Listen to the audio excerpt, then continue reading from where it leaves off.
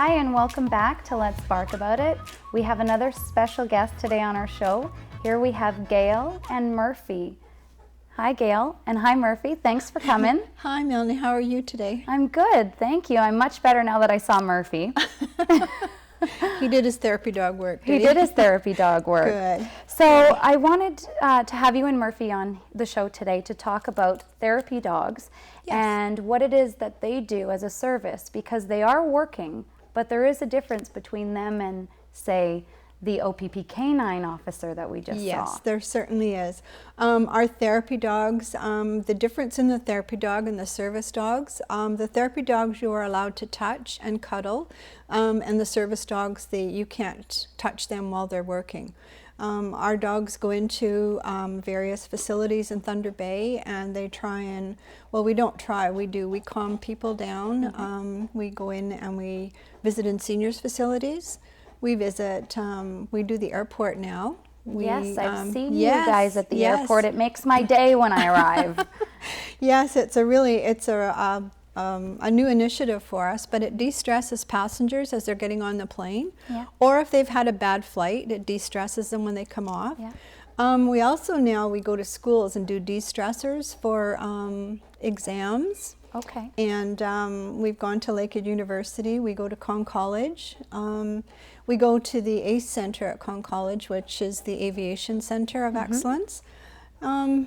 We do the Pause for Stories in schools, where we go to the schools and the dogs sit while the children read to the dogs. So the dogs have a red blanket that we take with them, and there's a big bone on the blanket.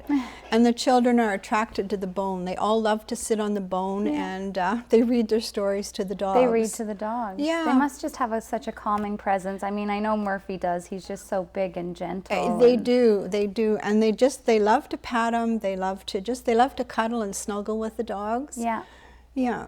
And so that's the big difference, is basically that these dogs are there to provide that to people. Yes, the cuddles, exactly. the snuggles, the pets. Yeah. Because I know that service dogs, when they're working, they're not to be touched, and that could be the canine officer like we just saw. Yes, exactly. Or people's individual service dogs. Yes, exactly. People that have the service dogs that work with them, like say, for example, people with maybe heart problems or something, they will have their service dog with them. So you can't touch those dogs because they are solely working with the person they're with. Right. So you can't touch those dogs at all. Not to be distracted. Yeah. Right. Yeah. Oh, wow. So what kind of training has Murphy needed? Well, to go through the St. John Ambulance Therapy Dog Program, we don't train the dogs, but we expect the dogs to come to us well trained. So in other words, obedience training, several classes in obedience training, just be able to be a nice calm dog, want to be cuddled, want to be patted.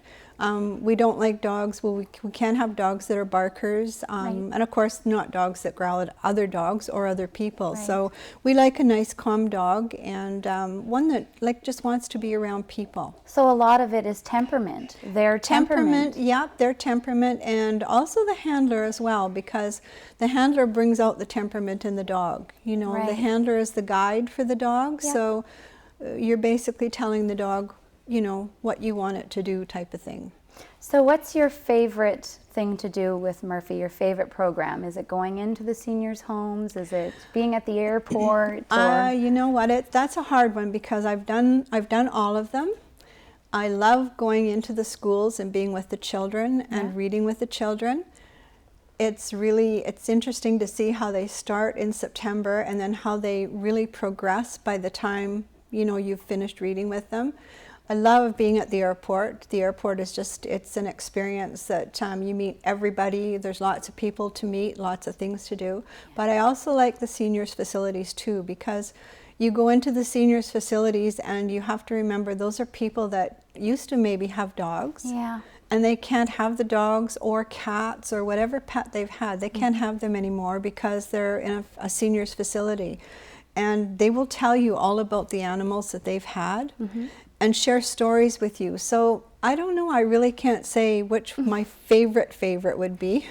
I actually have been into the seniors' homes with some of the animals from the Thunder Bay Humane Society. Oh, perfect. And I found that to be the most rewarding too because of that. I mean, Yes. I myself have 5 animals at home, and I couldn't imagine life without them. No, exactly. And so to me, that's so sad to think that, I mean, the majority of people are animal lovers, and now they're living without. And the nice thing about the St. John Ambulance Therapy Dog program is we don't do like breed specific animals.